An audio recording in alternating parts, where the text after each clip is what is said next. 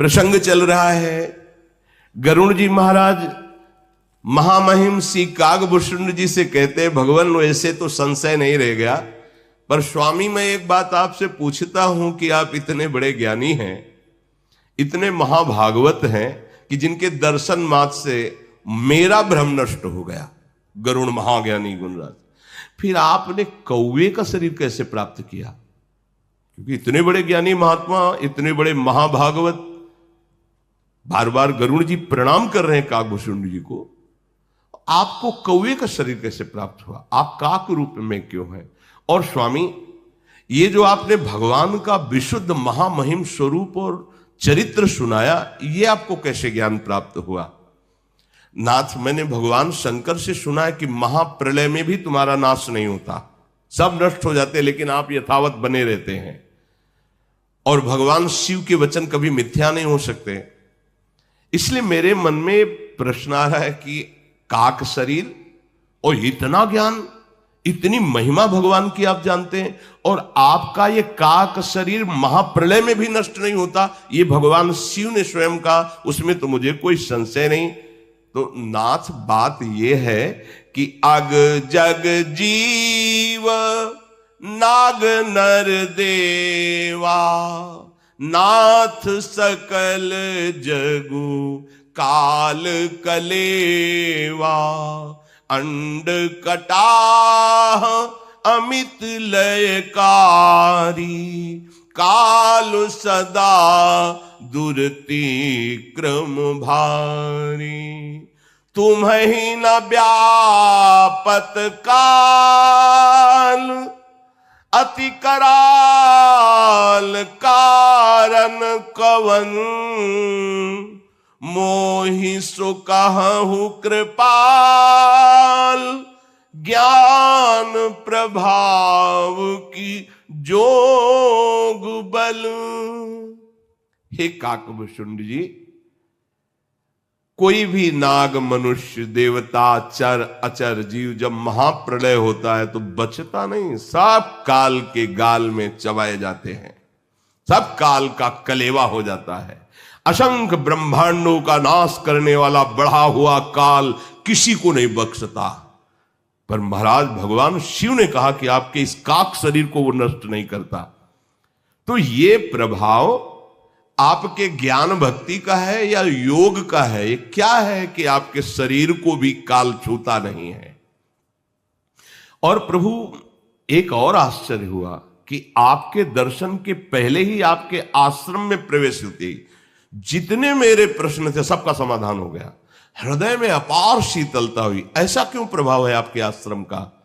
प्रभु तो आश्रम आए, मोर मोह भ्रम भाग, कारण कवन सुनाथ सब, कहु सहित अनुराग।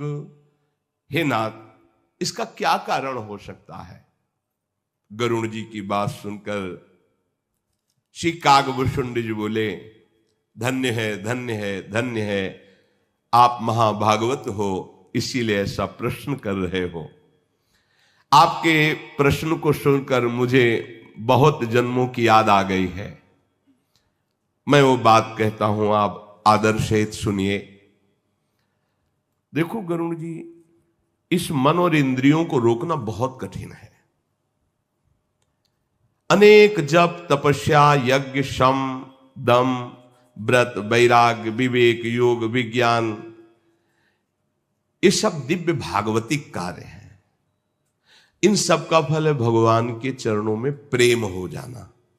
समस्त संयम, नियम, ज्ञान, वैराग्य, भक्ति, इन सब का फल है प्रेम हो। प्रभु अपने लगे, राधा रोमांच हो गया।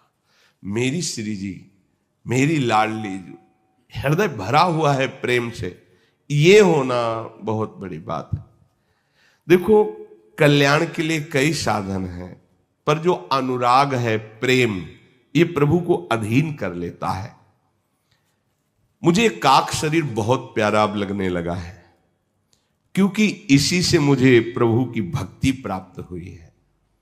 जैसे इस शरीर की निंदा की जाती है, विषय सेवन के लिए, भगवत विमुख जो अधर्माचरण करते हो, नहीं, ये शरीर भी ब्रह्म रूप हो जाता है, ये शरीर भी भगवत स्वरूप हो जाता है। शरीर और शरीरी आत्मा, ये भेद तब तक रहता है जब तक भोक्ता और कर्ता भाव रहता है, नहीं तो सर्वम खलमिदम ब्रह्म, ये भी ब्रह्म स्वरूप, ब्रह्मविद ब्रह्मयु भवति, ब्रह्म स्वरूप ही हो जाता है। ब्रह्म स्वरूप हो क्या जाता है? वो तो है ही, केवल भोगों की मान्यता से भेद बुद्धि पैदा हो गई है। जब भोग वासना कर्ता भोग तत्व भाव नष्ट हो जाता है, जहां अभेद हुआ, तो ये भी ब्रह्म स्वरूप ही है, ऐसा अनुभव होता है। इस शरीर का मैं बहुत प्यार करता हूं, क्योंकि इससे मुझे भगवान की भक्ति मिली है, भगवान का प्रेम मिला है। गरुड़ जी, वेदों में ऐसी नीति है कि सज्जन पुरुष कहते हैं कि यदि भगवान का प्रेम प्राप्त हो तो अत्यंत नीच भी तो वो परम पूजनीय हो जाता है, परम वंदनीय हो जाता है, परम प्यारा हो जाता है। तो यद्यपि शरीर अत्यंत नीच है, काक शरीर, पर इससे मुझे सच्चिदानंद प्रभु का प्रेम प्राप्त हुआ, इसलिए मैं कभी इसको त्यागता नहीं हूं। रेशम कीड़े से होता है, कीड़े से ही पैदा होता है रेशम, और उसके वस्त्र बनते हैं। अपवित्र कीड़ा होता है, पर रेशम को परम पवित्र माना जाता है, रेशम पवित्र माना जाता है। उस अपवित्र कीड़े का आदर होता है, क्योंकि उससे रेशम प्रकट होता है। ऐसे ही ये अपवित्र कीड़ा की तरह शरीर है, पर इससे भजन होता है, भगवत भक्ति होती है, साधु सेवा होती है, भगवत स्वरूप संसार की सेवा होती है, इसलिए बहुत अच्छा है। और अगर ये केवल अधर्माचरण में, तो धिक्कार योग्य है। फिर क्या है? ये थैला है, मलमूत्र भरा हुआ है, फट जाएगा किसी दिन। जैसे पानी का बुलबुला अच्छा दिखाई दे रहा है, किस सेकेंड फूट जाए कोई पता नहीं। जीव का स्वार्थ क्या है? यही कि मन वचन कर्म से भगवान के चरणों में प्रेम हो जाए। स्वार्थ साच जीव कहूं एहा, मन क्रम बचन राम पद नेहा। सोई पावन सोई सुभग शरीरा, जो तनु पाई भजिय रघुबीरा। जीव का सच्चा स्वार्थ यह है कि वो नाम जप कर ले, मन से वचन से कर्म से भगवान को रिझा ले। वही शरीर परम पवित्र हो जाता है, वही दर्शनीय हो जाता है। जिस शरीर को पाकर के भगवान की भक्ति अपने हृदय में प्रकट कर ले, भजन किया जाए, वो जगत बंदनीय शरीर हो जाता। शरीर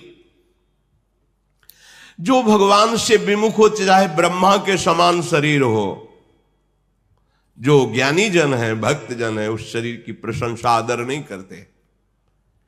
इस शरीर से मुझे भगवान की प्रेम भक्ति प्राप्त हुई, इसलिए हे गरुड़ जी महाराज, ये काक शरीर मुझे बहुत प्रिय है। और मुझे वरदान मिला हुआ है कि मैं इच्छा करूंगा तभी शरीर छूटेगा, अन्यथा नहीं। इसलिए मैं कभी इच्छा नहीं करता इस शरीर त्याग की, क्योंकि मुझे इससे पावन भक्ति प्राप्त हुई है। पहले मुझे भगवान से विमुख होने के कारण बड़ी दुर्दशा भोगनी पड़ी है। काकभूषण जी कहते हैं, बहुत जन्मों में मैं भटका हूं, बहुत जन्मों की याद स्मृति है काकभूषण जी को। ऐसा नहीं कि मैं केवल धर्म विमुख ही आचरण करता रहा, मैंने योग भी किया है, तपस्या भी की, यज्ञ भी किया है, दान भी किया है, बड़े बड़े साधन किए गरुड़ जी, सब ये किया। कोई ऐसी योनि नहीं, 84 लाख योनियों में मुझे स्मृति है, मैं सब योनियों में गया हूं। कोई ऐसा कर्म नहीं जो मैंने कर्म ना किया हो। आहा, कह रहे नाना जन्म कर्म पुनि नाना, किए जोग जप तप मख दाना। कवन जोनी जन्म्यूं जहां नाही, मैं खगेश भ्रमि भ्रमि जग माही, देखेऊं करी सब कर्म गुसाई, सुखी न भयऊं अबहि की नाई, सुधि मोहिनाथ जन्म बहु केरी, शिव प्रसाद मति मोह न घेरी। हे गरुण जी, कोई ऐसी जीवनी नहीं जिसमें मैं जन्मा ना हो, कोई ऐसा कर्म नहीं जो मैंने किया ना हो, पर आज आपको कहता हूं भगवान के प्रेम में जो मुझे आज सुख मिल रहा है भक्ति में, वो किसी योनि में, किसी कर्म में, किसी लोक में मुझे नहीं मिला। भगवान शंकर की कृपा से मुझे सब याद है, मेरा ज्ञान अबाध है। जैसे 1 महीने पहले जो पहला सोमवार था, आपने क्या खाया? तो बाधित हो गया, समय ने बाधित, काल ने बाधित कर दिया स्मृति को। अभी 4 दिन पहले आप शाम के क्या पाए थे? शाम के 4 दिन के समय काल ने आपकी बुद्धि बाधित कर दी। लेकिन अबाध बुद्धि का तात्पर्य होता है 1 लाख जन्म पहले आप कौन थे, कहां थे, कैसे थे, ऐसे दिखाई दे रहा जैसे वर्तमान, उसे अबाध बुद्धि कहते हैं। कोई भी बाधा नहीं, न वर्तमान की, न भूत की, न भविष्य की, अबाध बुद्धि। कह रहे भगवान शिव की कृपा से करोड़ों असंख्यों जन्मों का भी स्मरण हमारी बुद्धि में है, वो अबाध है। मैं भी बहुत क्लेशित रहा हूं अनेकों जन्मों में। प्रभु, एक जन्म की बात बताता हूं जहां से हमारा उत्थान हुआ भगवत मार्ग में। उस समय कलयुग ही चल रहा था। कागभूषुंड जी कल्पों कल्पों की बातें सब उनकी स्मृति में है। इस कलयुग में जितने भी स्त्री पुरुष सब होते हैं, वो धर्म शास्त्रों का विरोध करने वाले और मनमानी आचरण करने वाले होते हैं, अनुशासनहीन। और फिर जब फंसते हैं ऐसी जगह, अब क्या करें, कोई उपाय नहीं रह जाता। ये अनुशासन बहुत अमृत है, ऐसा ना समझिए। अगर यहां राजकीय अनुशासन, धर्म का अनुशासन, समाज का अनुशासन, गुरुजनों का अनुशासन, शास्त्र का अनुशासन स्वीकार किया जाए तो अधर्माचरण बिल्कुल बंद हो जाएगा। जो अनुशासनहीन है, उसी अंतःकरण में ऐसे संकल्प उदय होते हैं जो पापाचरण कहे जाते हैं, अनुशासनहीनता के कारण। निगम अनुशासन सब मानते थे, शास्त्र, भाई शास्त्र ऐसा हम नहीं करेंगे, ऐसा शास्त्र विरुद्ध है। कहां, पता ही नहीं कि शास्त्र है क्या। तो हम कलयुग में जन्मे थे जिसमें अपने लोग वर्तमान में हैं। कागभूषुंड जी कह रहे हैं उसमें देखा कि सब अधर्म परायण हो रहे हैं। कलयुग में जन्मे तो पर भगवान की ऐसी कृपा हुई कि अयोध्यापुरी में मुझे जन्म मिला। कलयुग में जन्मा पर अयोध्यापुरी में जन्मा, और शरीर का जन्म शूद्र कुल में हुआ। मैं मन वचन कर्म से अयोध्या में जन्म होने के कारण मेरी भगवान शिव में स्वाभाविक रति होने लगी। बड़ा अभिमानी था, अन्य देवताओं की खुल के निंदा करता था और भगवान शंकर की आराधना करता था।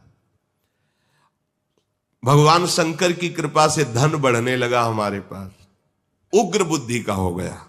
कागभूषण जी कह रहे हैं थोड़ा उल्टा है। हरि लक्ष्मी पति, इनका भजन करोगे तो अकिंचन बनते चले जाओगे। प्रायः इनके जितने महान भागवत हैं, या तो अंदर से राग रहित होकर के चक्रवर्ती सम्राट पद पर होते हुए भी महादैन्य है, और या फिर वास्तविक अकिंचन स्वरूप में। और ये महात्यागी हैं भगवान शिव, चिताभस्माले को। पर इनकी जितनी आराधना करने वाले आपको मिलेंगे, अब महामहिम, देखो सोने की लंका, औढ़रदानी है, बड़ा विपरीतता दिखाई। वो लक्ष्मीपति है, भिक्षा मांग के खाओ निरंतर, और वो चिता भस्मालेप, महान बैरागी, महान। एक कमरा नहीं पूरे कैलाश में, एक भी बट वृक्ष के नीचे महाराज रहते, पर 60,000 योजन का है वो बट वृक्ष, 60,000 योजन का है बट वृक्ष, जिसके नीचे महादेव जी बैठते हैं। और 6 ऋतुएं अलग अलग डालों में हैं। इस एरिया में तो शरद ऋतु, इस एरिया में बसंत, हर ऋतु उसी वृक्ष के नीचे। तो बोले वो भगवान शंकर की आराधना में लगा तो धन की वृद्धि हुई, तो बहुत उग्र बुद्धि वाला हो गया और बकवास करने में बड़ा प्रवीण, हृदय में भारी अभिमान पैदा हो गया। इतना अभिमान पैदा हो गया, यद्यपि मैं जन्मा परम कृपालु भगवान रघुनाथ जी की राजधानी अयोध्या में, हरि की निंदा करना, देवताओं की निंदा करना, महादेव की उपासना करना और अभिमान युक्त रहना। अवध में रहते हुए भी अवध के प्रभाव से विपरीत, क्योंकि यही दरबार दीन को आदर। शास्त्र पुराणों में गाया गया है कि जो अयोध्या में जन्म हो, अयोध्या में बसे, तो उसे भगवान श्री हरि की भक्ति मिलती है। अवध का प्रभाव जीव तभी जानता है जब अभिमान छोड़कर भगवान के चरणों का आश्रय ले। इसीलिए धाम का वृंदावन ही विधि बसै तज के सब अभिमान, तृणते नीचो आपको जाने सोई जान। गरुण जी बड़ा हृदय हमारा जलता रहता।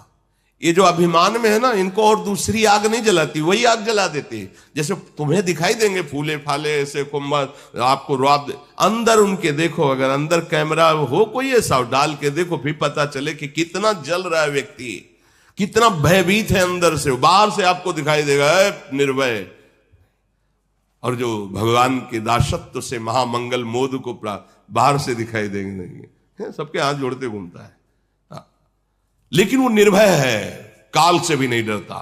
जे काल बस ना परे, ये बहुत जल रहा। कागभूषण जी बता रहे, धन था, उग्र स्वभाव हो गया, हरि की भी निंदा, देवताओं की भी निंदा, मन माना उपासना थोड़ी कहीं फलीभूत होती है।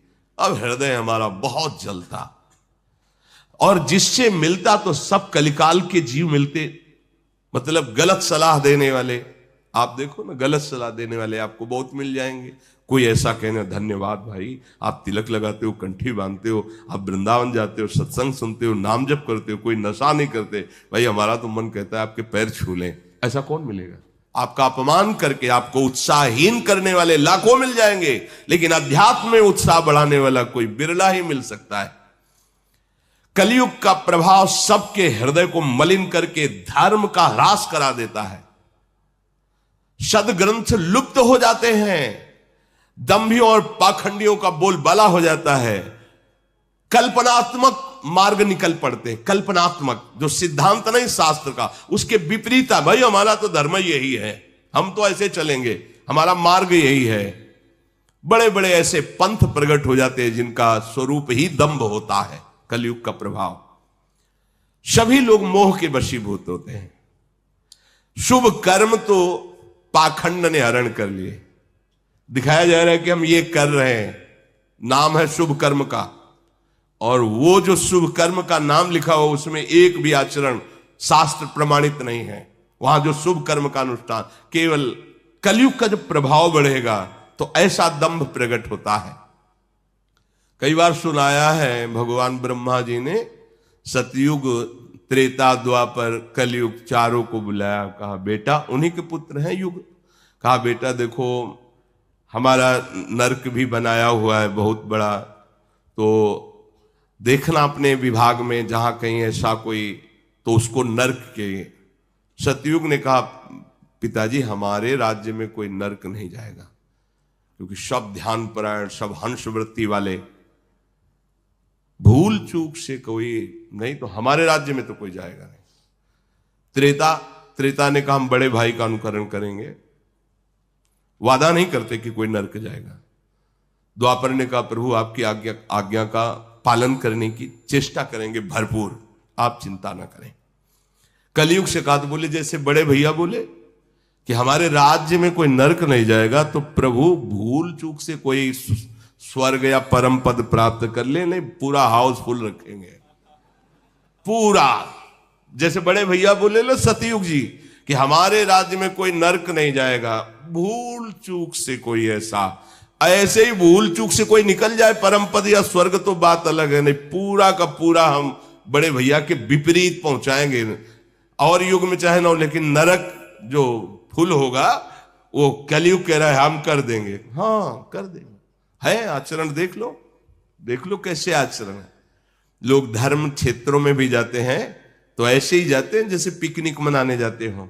भगवत धामों में आते हैं तो कैसे आते हैं, न दैन्यता है, न पवित्रता है, न भाव शुद्धता है। आप आकर के यहां एक दिन रुको, लेकिन धाम की पद्धति से रुको, 2 दिन 3 दिन रुको। हम कह रहे जीवन यापन करो मंगल में, इतना कमाओ यहां पुण्य, इतना कमाओ मंगल कि तुम्हारे दुखों का नाश हो जाए। ये दुखों का नाश करने की भूमि है। कलयुग में कोई वर्ण आश्रम धर्म का पालन नहीं करेगा जब बढ़ेगा। जो वर्ण है और जो आश्रम है, ब्रह्मचर्य, गृहस्थ, वानप्रस्थ, संन्यास जैसे आश्रम, ऐसे जो वर्ण है व्यवस्था है उसका पालन नहीं करेगा।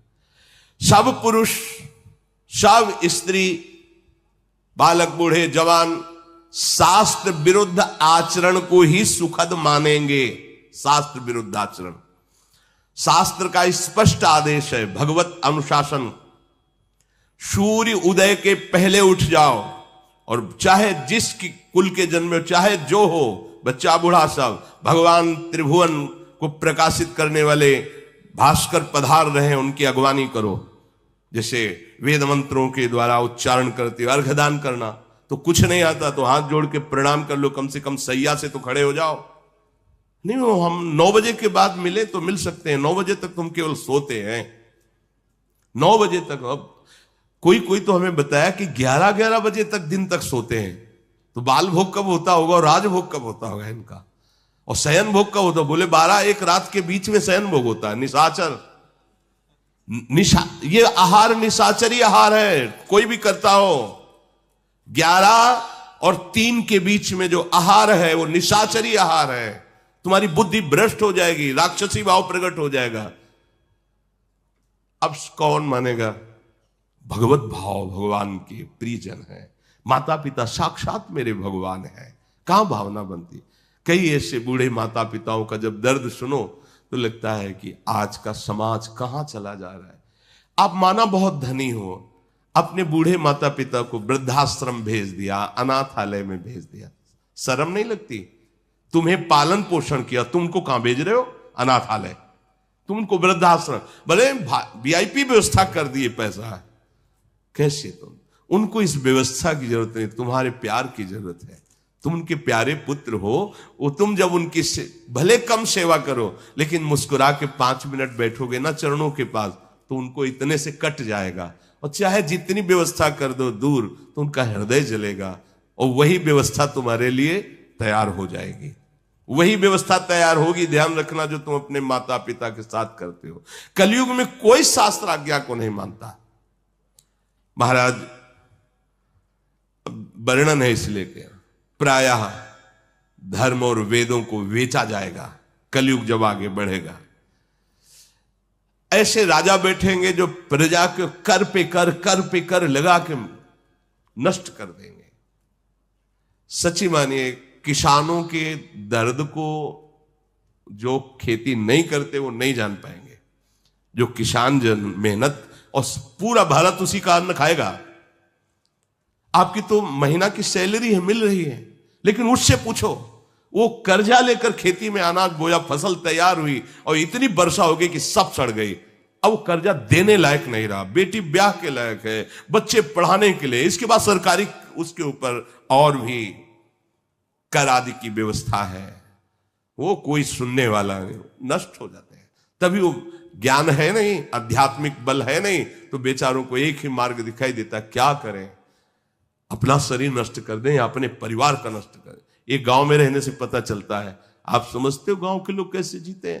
हमने देखा है, ओढ़ने के लिए रजाई नहीं थी, सर्दी में ओढ़ने के लिए रजाई, भरपेट भोजन के लिए दिन भर बैल की तरह मेहनत करते हैं, वही अन्न जाकर के देश विदेश सब पोषण हो रहा है।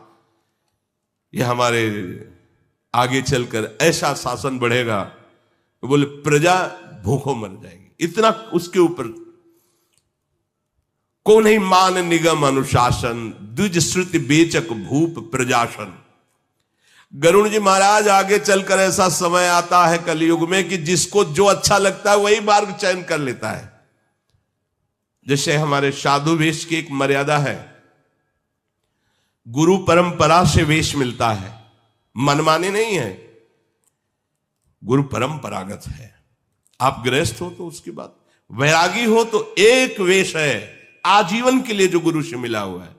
और ये नहीं कि मुझ कटिंग में, दाढ़ी सेटिंग में हो, बाल ऐसे फिटिंग, ऐसा नहीं है।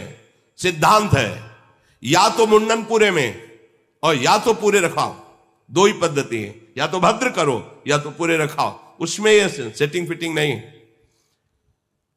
जिसको जो मनाया पहन रहा है, जैसे मनाया वैसे रह रहा है, जैसे मनाया वैसे रह रहा है। कोई किसी से पूछने वाला नहीं कि आपको गुरु प्रदत्त है ये वेश, नहीं।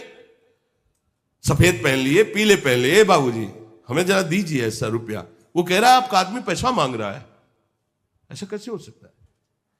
जैसे हमको किसी ने बताया कि आपका पीला पहने कोई, वो उधर पैसा, हमका हमारा एक भी साधक ऐसा नहीं। अनुशासनहीनता ही मृत्यु है, भगवत कृपा से ऐसा नहीं है एक भी।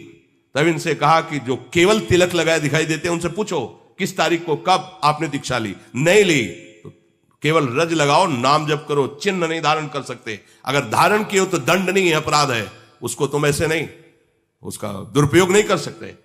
तिलक लगा लिए, पीला ओढ़ लिए, 1 घंटा के लिए मार्ग में खड़े हो गए, ओ महाराज जी का स्वास्थ्य खराब, उसके लिए आपको सहयोग करेंगे, ये ऐसा कैसे हो सकता है? कहां है बात सुनी? तो बोले मार्ग में। तो मार्ग में तो कोई भी कुछ भी कर सकता है। इस क्षेत्र के अंतर्गत कहीं भी कोई किसी भी तरह का इस तरह की हरकत करता पाया जाए तो पक्का समझो वो हमारा विरोधी है, वो भगवत सिद्धांत का विरोधी, वो हमारा अनुगामी नहीं हो सकता, अनुगामी नहीं हो सकता। किसी भी तरह की याचना करने वाला हमारी श्री जी का शरणागत नहीं हो सकता। या मंगबो भलो नो बाप सो जो प्रभु राखे टेक, मृत्यु बर्दाश्त है, ऐसे करना बर्दाश्त नहीं। समुझ आए शरण, समझो हम जिनकी शरण में है, पोषण भरन न चिंत कराय, श्री हरिवंश विभव बिलसाई, वृंदावन की माधुरी। थोड़ा जल्दी, ये जो धर्म विरुद्ध वेश धारण कर लेना, धर्म विरुद्ध उद्देश्य बना लेना, ये कलयुग का प्रभाव है। श्री कागभूषण जी कहते हैं, गरुड़ जी महाराज, वेश रचना भी आचार्य परंपरा के अनुसार रखी गई। इसीलिए हमारे देखो ना, रामानुजाचार्य, पूज्य श्री रामानंदाचार्य, पूज्य श्री निम्बारकाचार्य, अलग अलग आचार्य महापुरुष, अगर संन्यास में आद्य गुरु भगवान शंकराचार्य, अलग अलग मार्ग में भगवान अवतरित हुए। वेश, चिन्ह, उद्देश्य, परंपरागत मंत्र, उपदेश, ये सब एक से बोले ये मनमानी आचरण करके हुए कितने ऐसे लोग दिखाई देते हैं। हम लोगों में ये शिक्षा दी जाती थी कि बनारस में हो, अगर कोई संत मिला, पहले वहां था बड़े बड़े संतों में कोतवाल रहते थे, तो जैसे आप संत संगोष्ठी, तो गेट में बैठे, कुर्सी डाले, दो संत ही खड़े हैं, आपका प्रेम पट क्या है? अब वो सिद्धांत में नहीं जुड़ा हुआ है, परंपरा से नहीं, प्रेम पट। आपका योग पट क्या है? तुरंत कपड़े उतारो, उसको सादे कपड़े दो, दोबारा हमें काशी में कपड़े पहने ना दिखाई देना। उससे क्या होता था, ये जो कहते हैं ना कि साधु ऐसे कहे, ऐसे नहीं। अब कोई किससे बोले, कोई कुछ भी पहन ले, कोई कुछ भी बोल ले, हम आपको ये प्रार्थना करते हैं, कहीं कोई विशेष कष्ट में है, आप देख लीजिए, उसकी सेवा कर दीजिए। पर संत ऐसे नहीं होते, आप ये बात समझ लेना, ऐसे नहीं होते। ये हम तुम्हें घोषणा करके कहते हैं, ऐसे नहीं होते संत। संत ऐसे होते हैं, भरण पोषण तुम्हारे द्वारा जिनका भाव होता है, वो विश्वंभर भगवान के दास नहीं होते, वो जगत के भोगों के दास होते हैं। विश्वंभर भगवान के दास ऐसे नहीं कर सकते।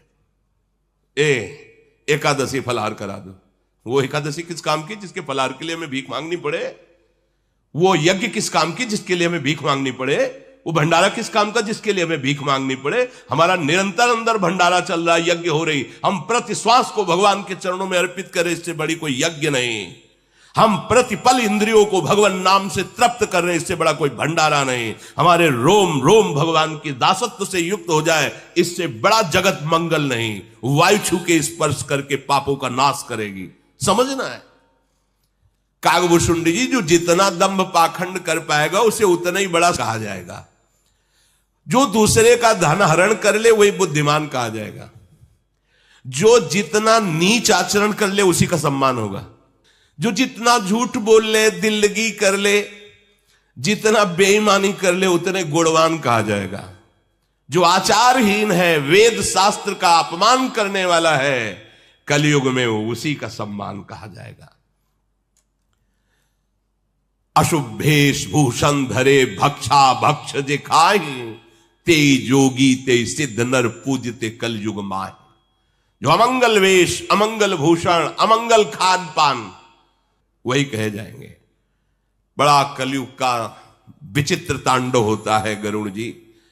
जो अपने आचरण सदैव दूसरों को दुख देने वाले करते हैं, जे अपकारी चार तिनकर गौरव मान्यते, उन्हीं का बड़ा गौरव, उन्हीं का बड़ा सम्मान होता है।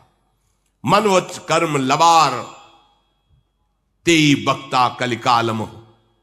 कागभूषुंडी जी कह रहे हैं गरुड़ जी से कि मन और वचन और कर्म से विषयों में प्रीत रखने वाला और झूठ का बल रखने वाला जितना वाणी में प्रवीण कहा जाएगा वही वक्ता माना जाएगा। वक्ता का तात्पर्य है शास्त्र की बनाई हुई मार्ग से कभी इधर बिलग न जाए, या तो अपनी अनुभूति जो तस्मा शास्त्रम प्रमाणम, यह शास्त्र वचन, बस उतना ही। हमें यह नहीं कि हमें सब कुछ आता है, शास्त्र नहीं है हमें से, वो कभी अनुभूति वाली बात नहीं। भले बात पूरी तुम्हें कंठस्थ है, लेकिन शास्त्र सामने रखना हो अनिवार्य है।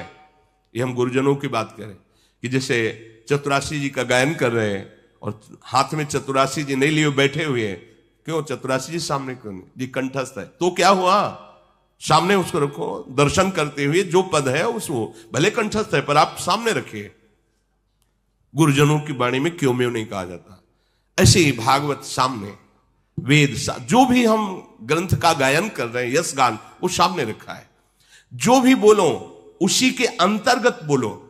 जिस विषय को लिया है, ये नहीं उत्तर दक्षिण कहां भाग रहे हो कुछ पता नहीं चल रहा है।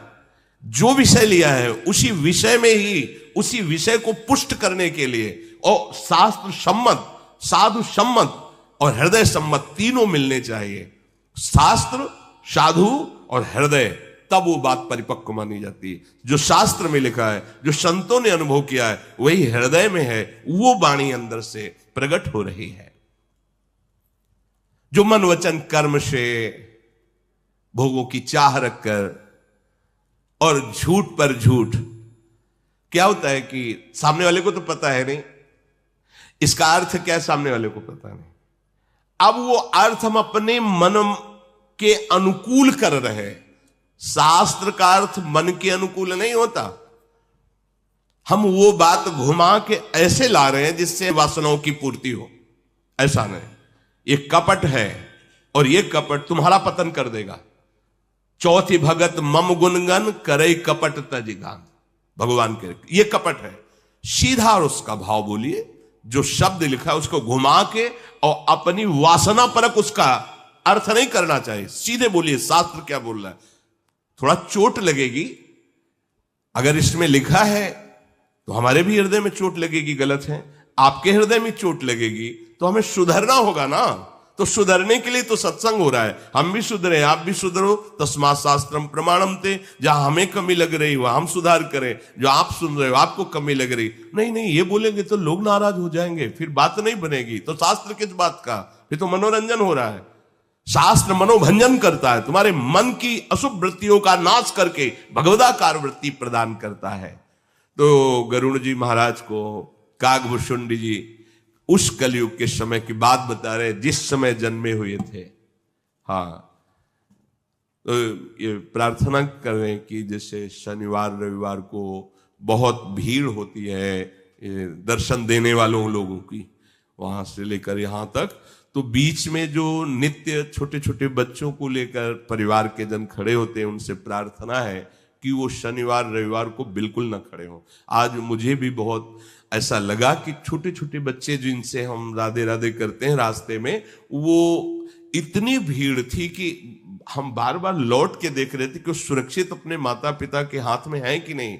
नहीं तो भीड़, नौजवान लोग बाहर से आते हैं राधे राधे ही सही, पर ऐसा जोशीला स्वरूप प्रकट करते हैं कि कहीं वो बच्चा गिर गया और तो फिर बड़ा असहनीय हो जाएगा। इसलिए हम अपने जनों से प्रार्थना करते हैं कि शनिवार रविवार को प्रायः लगभग ऐसी भीड़ दिखाई देती है, तो जहां वहां ना खड़े हों, अन्य दिनों में दर्शन। क्योंकि छोटे बच्चे हैं, आप अपने शरीर को संभालेंगे कि उस बच्चे को संभाल। अब छोटा बच्चा गोद में ले, किसी का धक्का लगा, सामने गिरा, वो अहित हो जाएगा। इसलिए जो शरीर के वयोवृद्ध जन हैं और जो बच्चे हैं वो ना जाएं भीड़ में, अपने घर के हैं कभी भी दर्शन कर लिए आपस में, और नहीं तो यंत्र है उससे दर्शन कर लिए। कोई अमंगल हो जाए, वैसे महारानी जो सर्वसमर्थ हैं, पर अपने लोग काहे को छोटी सी बात के लिए महारानी जी को अर्जी लगावे कि आप अपना वहां सामर्थ्य दिखाइए, किसी को अहित ना हो। अब हमारे ही चित्त में क्षोभ हो रहा था, वो बच्चा जैसे दंडवत, ऐसे 50 लोग दौड़ रहे हैं।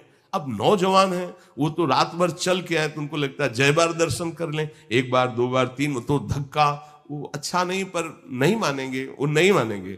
अपने लोग सत्संगी हैं, वयोवृद्ध शरीर और छोटे बच्चे, ये प्रायः भीड़ में ना खड़े हो। जिन दिन ज्यादा भीड़ है, कोई उत्सव है, वहां मत खड़े होइएगा, क्योंकि ये शरीर भगवत प्राप्ति के लिए है। कोई अंग भंग हो जाए, कोई हानि हो जाए, फिर हमें अच्छा नहीं लगेगा, फिर आना जाना हमारा मतलब बाधित हो जाएगा। किसी को कष्ट हो, हम ऐसी जगह क्यों जाएंगे? इसलिए आप सावधान।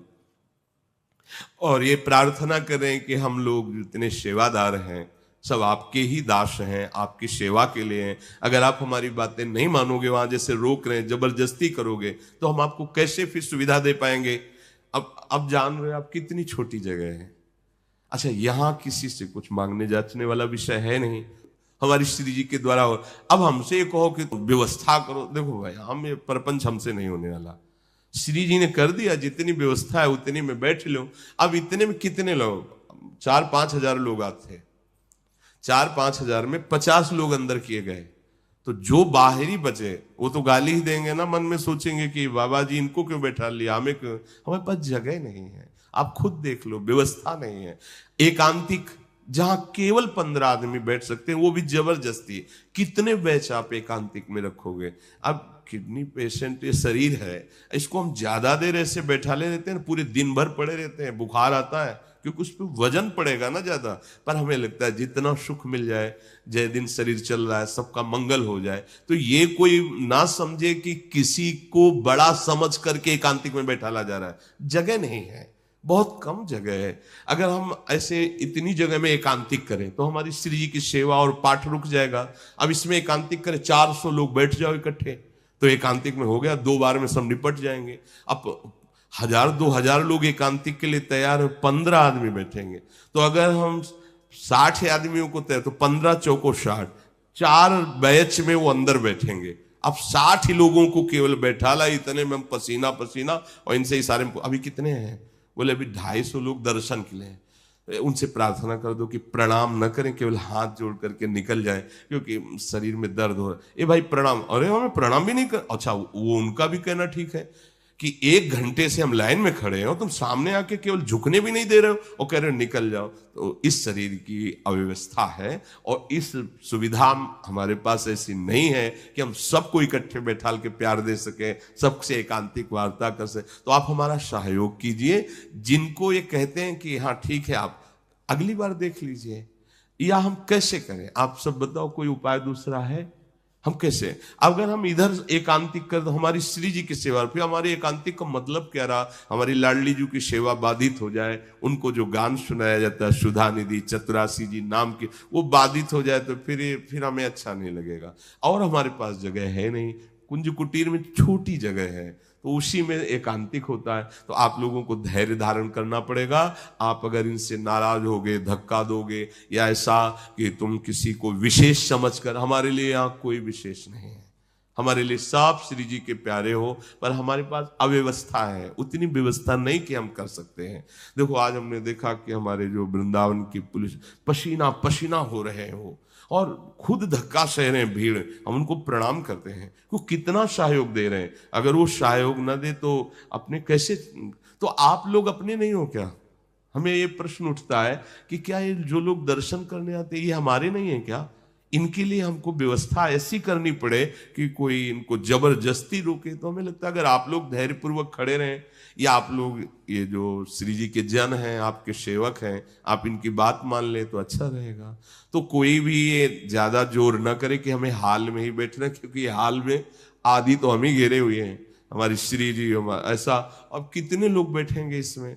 जितने केवल वहां सामने खड़े थे उतने आ जाए तो सब जगह नहीं हम आएंगे, वहां केवल सामने खड़े। अब हमारे पास असुविधा है, इसलिए आप असुविधा में भी आनंद ले, ऐसा व्यवहार करें। धक्का मुक्की, लड़ाई झगड़ा, किसी को कष्ट ऐसा न। और अपने जन इतना भावुकता को समेटिए कि छोटे छोटे बच्चे जो हैं वो भीड़ में मत ले जाइए, कहीं कोई अमंगल ना हो जाए। अपने कभी भी मिल सकते हैं, जैसे अन्य दिनों में है तो अन्य दिनों में खड़े हो जाए, अन्य दिनों में जगह रहती है। शनिवार रविवार मत आइए जिससे कोई अमंगल ना हो जाए। श्री राधा वल्लभ लाल की।